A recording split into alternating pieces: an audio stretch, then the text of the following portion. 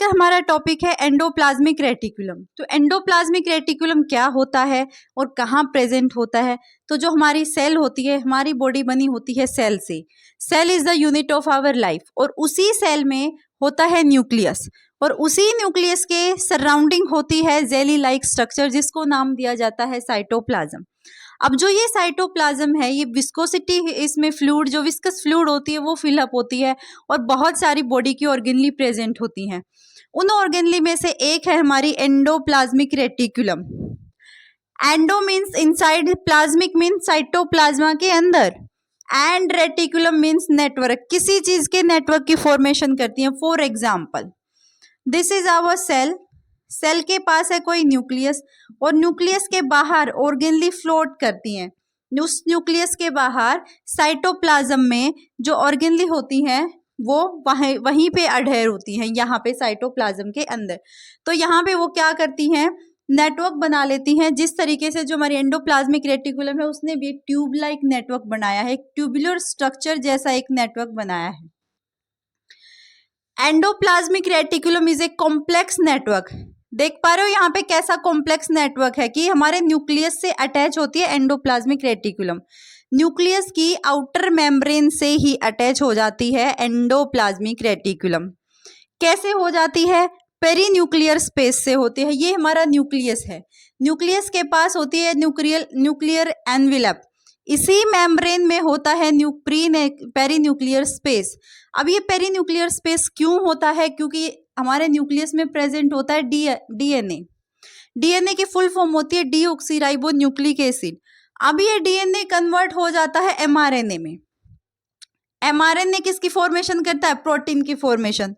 पर प्रोटीन की फॉर्मेशन करने के लिए उसको यहाँ पे जाना पड़ेगा जहाँ पे राइबोसोम्स प्रेजेंट होते हैं। तो यहाँ पे पहले हम टाइप्स की बात कर लेते हैं कि एंडोप्लाज्मिक रेटिकुलम के कितने टाइप्स होते हैं। तो दो टाइप्स होते हैं, rough endoplasmic reticulum and smooth endoplasmic reticulum. This dotted like structure is known as RER, rough endoplasmic reticulum, and this non-dotted area is known as SER, smooth endoplasmic reticulum. This smooth endoplasmic reticulum have no ribosome like RER. Rough endoplasmic reticulum में red dotted से यहाँ पे ribosomes को बताया हुआ है, यानी कि ये सरफेस को कैसा कर देते हैं, रफ सरफेस कर देते हैं। यानी कि इसी वजह से इस एंडोप्लाज्मिक रेटिकुलम के इस पार्ट को बोला जाता है रफ एंडोप्लाज्मिक रेटिकुलम। यहाँ पे कोई राइबोसोम प्रेजेंट नहीं होते, इसकी वजह से इनको बोला जाता है स्मूथ एंडोप्लाज्मिक रेटिकुलम। अब ये दोनों जो टाइप के एंडोप्लाज्मिक रेटिकुलम है, इनके जो स्ट्रक्चर होते हैं, तीन टाइप के स्ट्रक्चर होते हैं। कौन कौन से होते हैं? फर्स्ट है सिस्टरने, जिगजैग मैनर में एक नेटवर्क बनाया हुआ है, ये पूरा नेटवर्क इसको बोलते हैं सिस्टरने। फ्लैट है, शेक लाइक स्ट्रक्चर है। सेकेंड है ट्यूब्यूल्स, यानी कि यहाँ पे ये जो ट्यूब लाइक ब्रांचेस यहाँ पे प्रोड्यूस हो रही है, these are the tubules. And vesicle, vesicles are the oval and the membrane bound, these small oval shaped are known as vesicle. Functions की बात करें तो रफ एंडोप्लाज्मिक रेटिकुलम और स्मूथ एंडोप्लाज्मिक रेटिकुलम दोनों अलग अलग टाइप के फंक्शंस प्रोवाइड करते हैं। फर्स्ट है रफ एंडोप्लाज्मिक रेटिकुलम। तो रफ एंडोप्लाज्मिक रेटिकुलम है वो हमारे प्रोटीन की सिंथेसिस कराता है। जैसे मैंने बताया था कि न्यूक्लियस में होता है डीएनए, अब ये डीएनए कन्वर्ट हो जाता है एमआरएनए में, एमआरएनए आगे जाके प्रोटीन की सिंथेसिस कराता है, तो वो यहीं पे कराता है, इसी पेरीन्यूक्लियर स्पेस से अंदर जाता है हमारा एमआरएनए और यहाँ पे होती है वहाँ पे प्रोटीन की सिंथेसिस। क्यों होती है प्रोटीन की सिंथेसिस?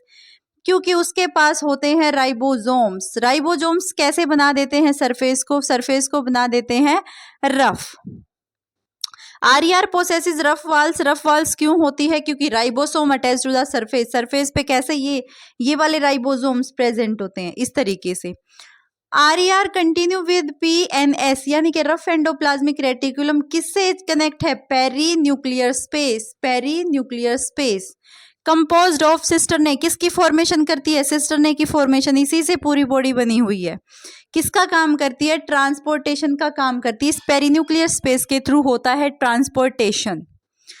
स्मूथ एंडोप्लाज्मिक रेटिकुलम की बात करते हैं तो ट्यूब लाइक स्ट्रक्चर इसका होता है, डज नॉट हैव राइबोसोम्स, कोई राइबोसोम्स इस पे प्रेजेंट नहीं होते, बिल्कुल स्मूथ होता है, फैट और लिपिड्स की सिंथेसिस कराता है।